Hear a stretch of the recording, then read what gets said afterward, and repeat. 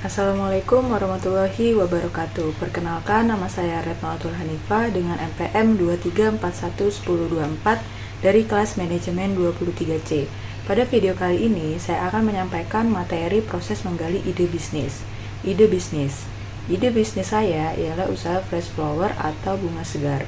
Menggali ide bisnis fresh flower itu merupakan langkah awal saya untuk memulai usaha yang tidak hanya menarik tetapi juga berpotensi menguntungkan. Proses ini melibatkan berbagai tahapan mulai dari penelitian pasar hingga pengembangan konsep bisnis.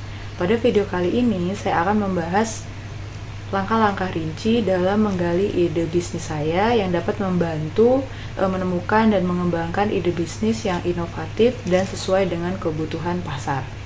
Langkah pertama dalam menggali ide bisnis adalah melakukan penelitian mendalam tentang pasar dan industri bunga segar. Analisis tren industri, tren musiman, yaitu mempelajari bagaimana permintaan bunga berubah sepanjang tahun, terutama pada musim-musim tertentu seperti hari Valentine, hari ibu, pernikahan, dan acara-acara besar lainnya. Misalnya, bunga mawar mungkin sangat diminati pada hari Valentine, sementara bunga yang lain sering digunakan dalam acara-acara lainnya. Kemudian ada inovasi produk.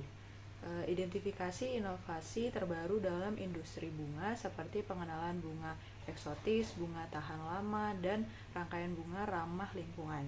Inovasi ini dapat menjadi sumber inspirasi bagi ide bisnis saya.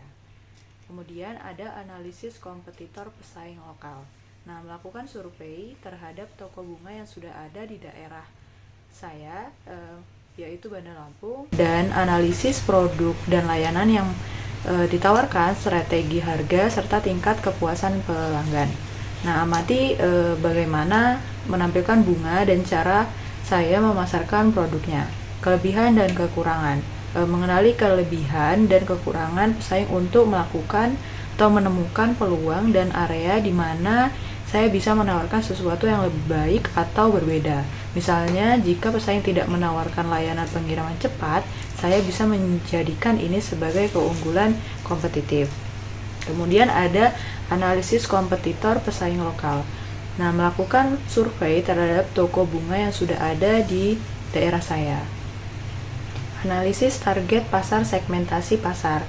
Tentukan siapa target pasar utama, kemudian apakah itu individu, perusahaan, perencanaan acara, atau segmen lain. Nah, segmentasi pasar bisa berdasarkan demografi, yaitu usia, jenis, kemudian pendapat. Kemudian pendapatan, geografis atau psikografis atau gaya hidup preferensi. Kemudian ada kebutuhan dan preferensi. Pahami kebutuhan dan preferensi target pasar melalui survei, kemudian wawancara dan observasi langsung. Misalnya, apakah mereka lebih suka membeli bunga secara online atau di toko fisik? Nah, apakah mereka mengutamakan kualitas, harga, atau keunikan rangkaian bunga? Nah, menggali inspirasi dari berbagai sumber dapat membantu saya menemukan ide bisnis yang unik dan menarik. Nah, sumber inspirasi kunjungan toko bunga. Itu mengunjungi toko bunga lokal dan internasional untuk melihat produk dan layanan yang mereka tawarkan. Kemudian amati bagaimana menampilkan bunganya, cara merangkai, dan pelayanan yang diberikan. Kemudian ada media sosial. Gunakan platform itu seperti Instagram, TikTok untuk menemukan tren terbaru dan ide kreatif dalam industri bunga. Media sosial juga bisa menjadi alat untuk melihat bagaimana pesaing dan inspirator dalam industri berinteraksi dengan pelanggan mereka. Kemudian ada pameran dan event. Itu menghadiri pameran bunga, festival, dan acara terkait untuk mendapatkan wawasan dan inspirasi langsung. Nah, acara seperti ini sering menampilkan inovasi terbaru dan tren yang sedang berkembang. Kemudian ada brainstorming, sesi brainstorming itu melakukan sesi brainstorming dengan tim atau komunitas kreatif untuk menghasilkan ide bisnis menggunakan teknik brainstorming seperti free association, mind mapping, and schema atau substitute combine. Kemudian ada mind mapping. Gunakan mind mapping untuk menghubungkan berbagai ide dan melihat kemungkinan pengembangan lebih lanjut. Mind mapping itu membantu dalam visualisasi hubungan antara ide-ide yang berbeda, dapat memicu ide baru dan tidak terduga. Selanjutnya itu menganalisis SWOT. Yang pertama itu strength atau kekuatan. Itu mengidentifikasi kelebihan dari ide yang saya pilih seperti inovasi produk atau keunikan layanan. Misalnya, apakah ide bisnis menawarkan sesuatu yang tidak dimiliki pesaing atau memberikan nilai tambah yang signifikan bagi pelanggan. Kemudian ada weakness atau kelemahan. Nah, kenali kelemahan dan tantangan yang mungkin saya hadapi seperti keterbatasan modal atau kurangnya pengalaman dalam industri bunga. Kemudian ada opportunity atau peluang, itu menentukan peluang pasar yang dapat saya manfaatkan seperti tren baru, peningkatan permintaan untuk produk ramah lingkungan, atau celah pasar yang belum terlayani. Kemudian ada threats atau ancaman. Itu evaluasi ancaman yang mungkin timbul seperti persaingan ketat atau perubahan tren pasar. Pertimbangan juga faktor eksternal seperti kondisi ekonomi, regulasi, dan perkembangan teknologi. Dan ada biaya biaya produksi. Hitung biaya yang dibutuhkan untuk memproduksi dan mengirim bunga, termasuk bahan baku, tenaga kerja, logistik, dan overhead. Pastikan saya memiliki estimasi yang akurat untuk menghindari kejutan biaya di kemudian hari. Kemudian ada potensi pendapatan. Proyeksikan pendapatan hasil berdasarkan harga jual dan volume penjualan. Menggunakan data pasar untuk memperkirakan seberapa besar permintaan dan seberapa banyak dapat menjual. Kemudian ada analisis break even. Menentukan titik impas di mana pendapatan dan biaya seimbang. Ini membantu memahami beberapa banyak penjualan yang diperlukan untuk memulai mendapatkan keuntungan. Kemudian ada uji pasar prototip produk. Buat beberapa prototip produk dan tawaran kepada target pasar untuk mendapatkan umpan balik. Gunakan umpan balik ini untuk menyempurnakan produk sebelum peluncuran resmi.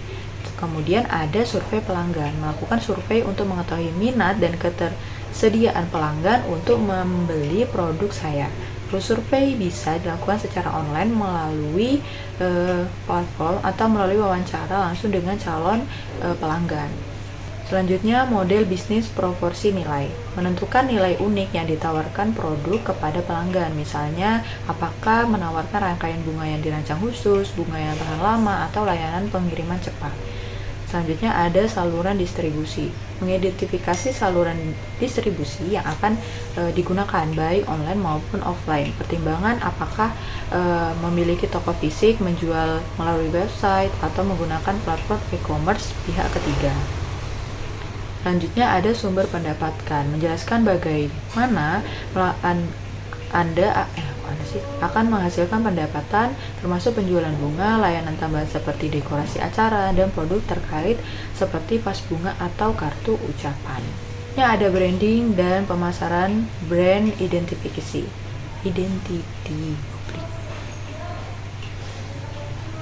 Brand identity. Kembangkan identitas merek yang mencerminkan visi dan misi saya. Pilih nama bisnis yang menarik, membuat logo yang mencerminkan karakter bisnis, dan tentukan platform, warna, serta gaya visual yang konsisten. Kemudian ada strategi pemasaran. Merencanakan strategi pemasaran yang efektif, termasuk pemasaran digital melalui website dan media sosial, dan kerjasama dengan bisnis lain. Menggunakan konten yang menarik seperti foto atau video tutorial dan blog untuk menarik perhatian pelanggan. Selanjutnya ada rencana operasional manajemen. Kemudian rencana operasional manajemen stok, itu menentukan cara mengelola stok bunga agar selalu segar dan tersedia. Menggunakan sistem manajemen inventaris yang baik untuk memantau persediaan dan menghindari kehabisan stok. Selanjutnya ada sistem pemesanan. Kembangkan sistem pemesanan yang mudah diakses oleh pelanggan, baik melalui website, telepon, atau aplikasi mobile. Pastikan sistem pemesanan memungkinkan pelanggan untuk memilih, memesan, dan membayar dengan mudah. Selanjutnya ada layanan pelanggan. Rancang layanan pelanggan yang responsif dan ramah, dan melatih tim untuk memberikan pelayanan yang baik dan menangani keluhan pelanggan dengan cepat dan efektif. Jadi kesimpulannya adalah proses menggali ide bisnis Fresh Flower memerlukan penelitian mendalam, kreativitas, dan evaluasi yang cermat. Dengan mengikuti langkah-langkah ini, saya dapat menentukan ide bisnis yang unik dan berpotensi sukses. Memastikan untuk terus berinovasi dan beradaptasi dengan perubahan pasar untuk menjaga berlanjutan bisnis saya. Proses ini tidak hanya membantu saya menemukan ide bisnis yang tepat, tetapi juga membangun fondasi yang kuat untuk kesuksesan jangka panjang. Mungkin itu saja yang dapat saya sampaikan. Kurang lebihnya saya mohon maaf. Saya akhiri. Wassalamualaikum warahmatullahi wabarakatuh.